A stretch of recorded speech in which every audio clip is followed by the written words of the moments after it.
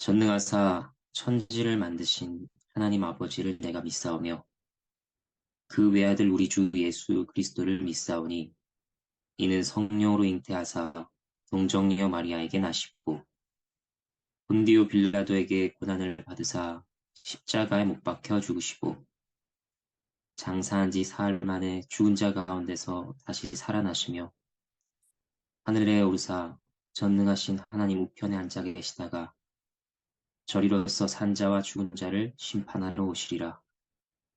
성령을 믿사오며 거룩한 공예와 성도가 서로 교통하는 것과 죄를 사하여 주시는 것과 몸이 다시 사는 것과 영원히 사는 것을 믿사옵나이다. 아멘. 함께 찬양하도록 하겠습니다.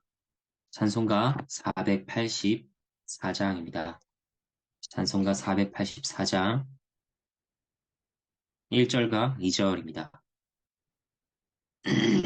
찬송가 484장 내 맘에 주여 소망 되소서 주 없이 모든 일 헛되어라 밤에나 낮에나 주님 생각 잘 때나 깰 때 함께 하소서 지혜의 주여 말씀으로써 언제나 내 안에 계십소서 주님 내 아버지 나는 아들 주 안에 내가 늘 함께 하네 아멘.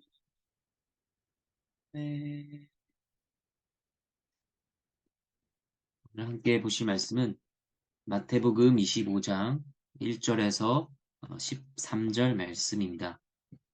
마태복음 25장 1절에서 13절 말씀. 제가 하나님의 말씀을 받들어 읽겠습니다. 그때 천국은 마치 등을 들고 신랑을 맞으러 나간 열 처녀와 같다 하리니 그 중에 다섯은 미련하고 다섯은 쓸기 있는 자라.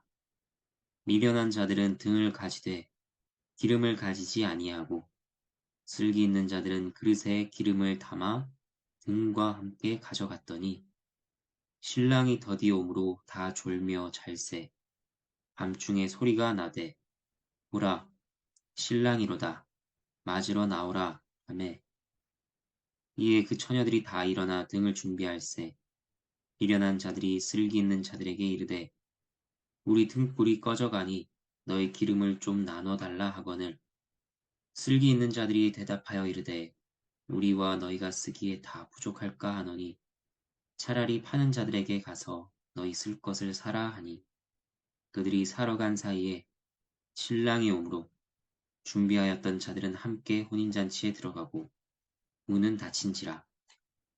그 후에 남은 처녀들이 와서 이르되 주여 주여 우리에게 열어주소서. 대답하여 이르되 진실로 너희에게 이르노니 내가 너희를 알지 못하노라 하였느니라. 그런즉 깨어 있으라. 너희는 그 날과 그때를 알지 못하느니라. 하나님의 말씀입니다. 하나님께 감사합니다. 1절을 보면 그때 천국은 마치 혼인잔치와 같습니다. 여기서 말하는 그때가 언제일까요? 인자가 구름을 타고 능력과 큰 영광으로 오시는 때입니다. 예수님의 재림의 때입니다. 예수님의 재림의 때 천국이 어떨 것이냐 그에 대한 비유를 말씀해 주고 계십니다.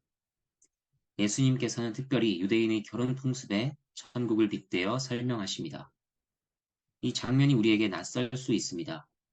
하지만 그 당시 듣는 이들에게는 너무나 익숙한 장면이었을 것입니다.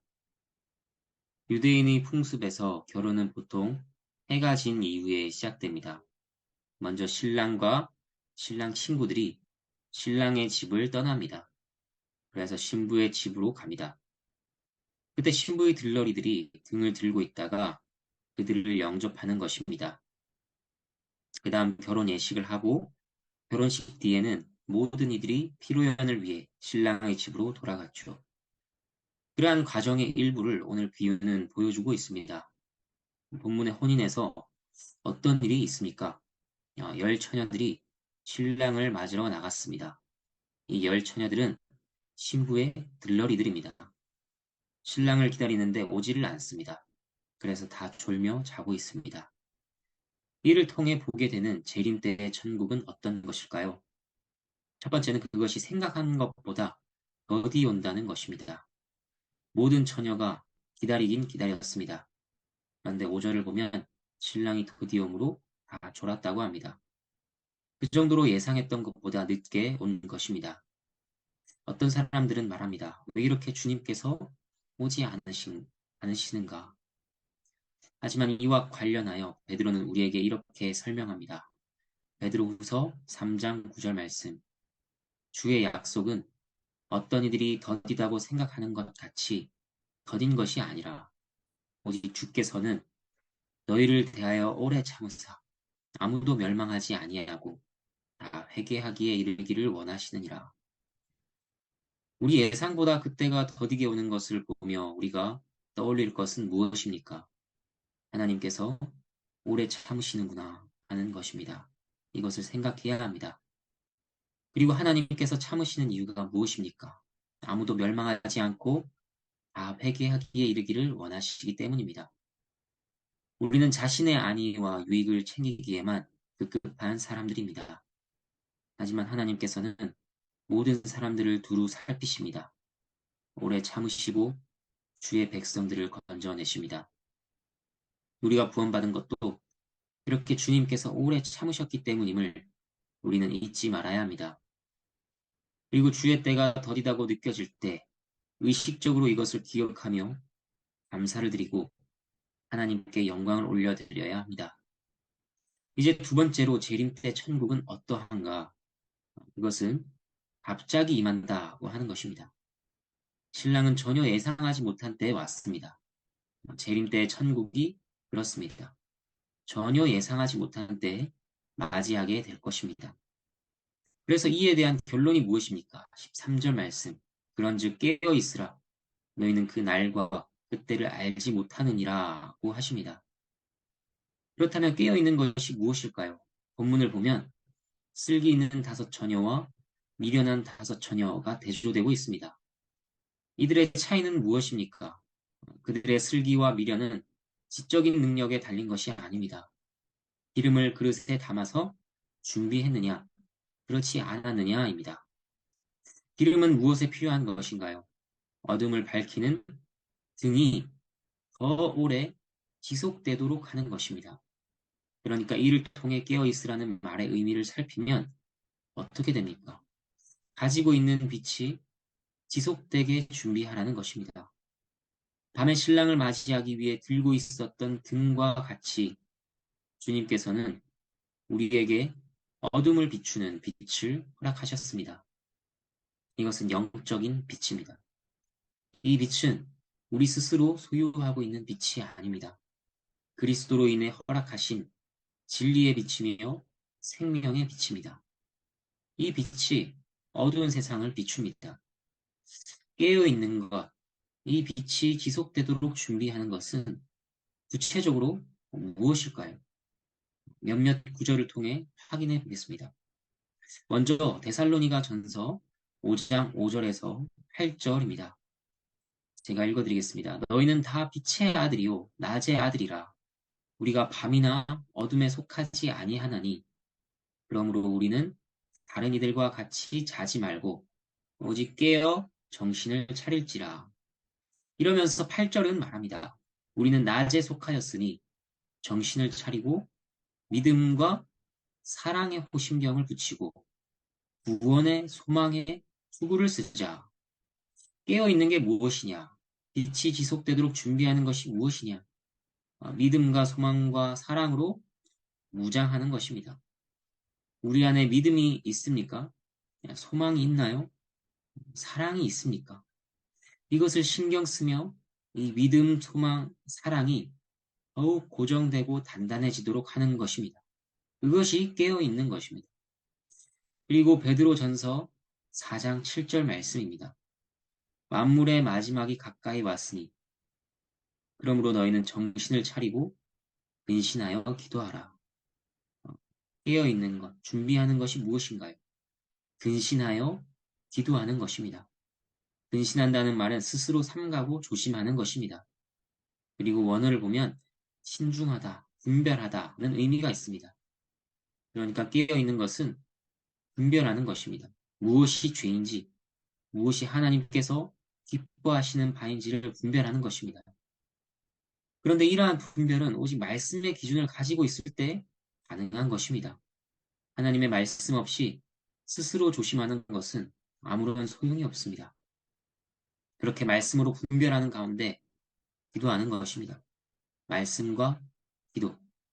이것이 우리 안에 허락하신 빛을 지속되게 하는 것입니다. 베드로후서 3장 13절, 14절 말씀입니다. 우리는 그의 약속대로 의가 있는 곳인 새 하늘과 새 땅을 바라보도다. 그러므로 사랑하는 자들아 너희가 이것을 바라보나니 주 앞에서 점도 없고 흠도 없이 평강 가운데서 나타나기를 힘쓰라. 여기에서는 점도 없고 흠도 없이 평강 가운데 나타나기를 힘쓰는 것. 이것이 깨어있는 것이요.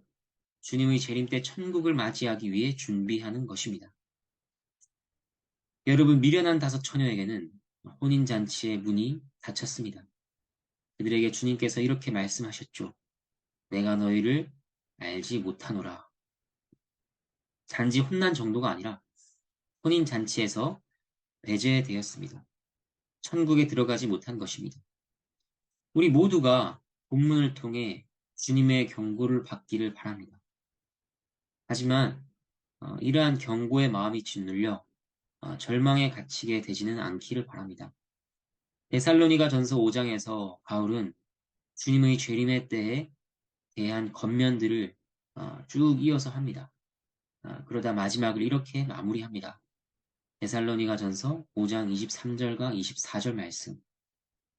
평강의 하나님이 친히 너희를 온전히 거룩하게 하시고 또 너희의 온 영과 혼과 몸이 우리 주 예수 그리스도께서 강림하실 때에 흠없게 보존되기를 원하노라. 너희를 부르시는 이는 미쁘시니 그가 또한 이루시리라. 무슨 말씀입니까? 주님께서는 우리가 깨어있기를 경고하시면서 권면하시면서 동시에 부르신 분께서 친히 이루시겠다 약속하신다는 것입니다. 이 두 가지가 신자가 주의 재림을 기다리며 붙잡을 내용입니다. 경고를 받아서 스스로 경성하는 것, 또 성취의 소망을 주님의 역사에 두는 것, 주님의 일하심에 두는 것입니다. 이를 마음에 잘 간직하여 지혜롭게 우리의 신랑 되신 주님을 기다리는 우리 모두가 되기를 바랍니다. 말씀을 기억하시며 함께 기도하도록 하겠습니다.